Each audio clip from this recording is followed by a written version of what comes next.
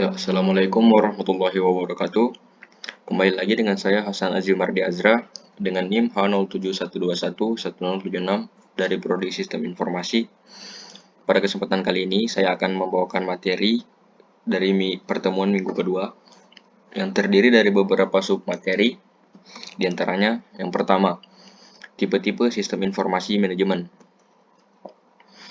Sistem informasi manajemen atau disingkat dengan SIM adalah sistem perencanaan bagian dari pengendalian internal suatu bisnis yang meliputi pemanfaatan manusia, dokumen, teknologi, dan prosedur oleh akuntansi manajemen untuk memecahkan masalah bisnis seperti biaya produk, layanan, atau suatu strategi bisnis. Sistem informasi akuntansi merupakan sistem yang dirancang untuk mengumpulkan dan menampilkan informasi akuntansi sehingga akuntan dan eksekutif perusahaan dapat membuat keputusan yang tepat. Sistem ini dianggap sebagai komponen penting dari kantor keuangan di seluruh dunia. Fungsinya mengumpulkan dan menyimpan data tentang aktivitas dan transaksi, memproses data menjadi informasi yang dapat digunakan dalam proses pengambilan keputusan, melakukan kontrol secara tepat terhadap aset organisasi. Selanjutnya yaitu sistem informasi pembiayaan. Masalah keuangan sangat berhubungan dengan masalah pembiayaan, sedangkan pembiayaan merupakan faktor yang sangat penting untuk menentukan kehidupan suatu organisasi maupun perusahaan. Selanjutnya yaitu sistem informasi pemasaran. Merupakan sistem yang menganalisis dan menilai informasi pemasaran yang dikumpulkan terus-menerus dari sumber-sumber di dalam dan di luar perusahaan.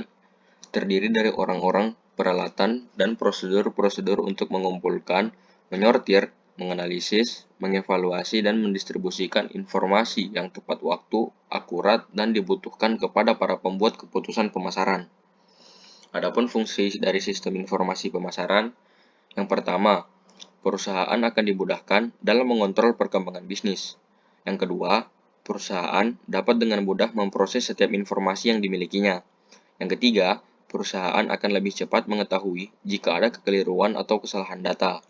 Yang keempat, akan mempermudah manajemen waktu dalam menjalankan perusahaan, khususnya di bidang pemasaran. Dan yang kelima, kesalahan fatal yang terjadi karena human error bisa dihindari. Selanjutnya yaitu sistem informasi produksi, yang merupakan sistem informasi manajemen yang menyediakan informasi mengenai kegiatan yang terkait dengan perencanaan dan pengendalian proses untuk digunakan oleh fungsi produksi barang maupun jasa. Sistem informasi produksi mendukung fungsi produksi atau operasi yang meliputi semua aktivitas yang berkaitan dengan perencanaan dan pengendalian proses menghasilkan barang atau jasa.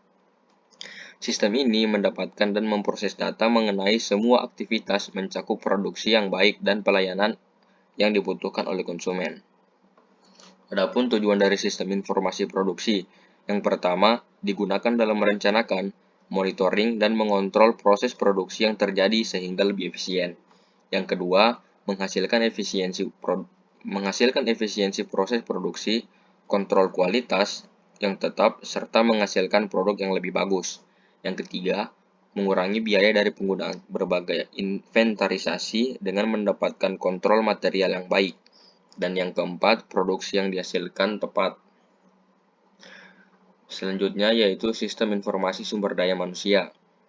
Sistem informasi sumber daya manusia atau HRIS, Human Resource Information System, merupakan unit organisasi yang terdiri dari individu-individu yang mengolah data sumber daya manusia dengan menggunakan teknologi komputer.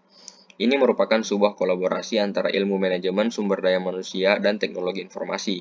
Dengan sistem informasi sumber daya manusia, Anda dapat mengelola absensi online dan payroll dalam bentuk lebih rapi serta terorganisir. Dalam kegiatannya, HRIS mengelola dan menjalankan sistem administrasi sumber daya manusia, mulai dari perekrutan dan penerimaan, pendidikan dan pelatihan, manajemen data sampai dengan pemberhentian dan administrasi tunjangan. Sedangkan dalam penerapannya, terdapat model HRIS yang di dalamnya meliputi subsistem input berupa SIA, penelitian SDM, dan intelijen SDM, serta output yang berupa subsistem perencanaan kerja, perekrutan, manajemen angkatan kerja, tunjangan, benefit, dan pelapor lingkungan. Dalam pelaksanaannya, kegiatan HRIS dilakukan oleh HRD atau Human Resource Department, yaitu mengelola tentang seleksi dan rekrutmen, pelatihan dan pengembangan, compensation and benefit, manajemen kinerja, perencanaan karir, hubungan karyawan, separation management, dan personal administration and HRIS. Ya, sekian dari saya. Mohon maaf apabila ada kesalahan kata. Terima kasih. Assalamualaikum warahmatullahi wabarakatuh.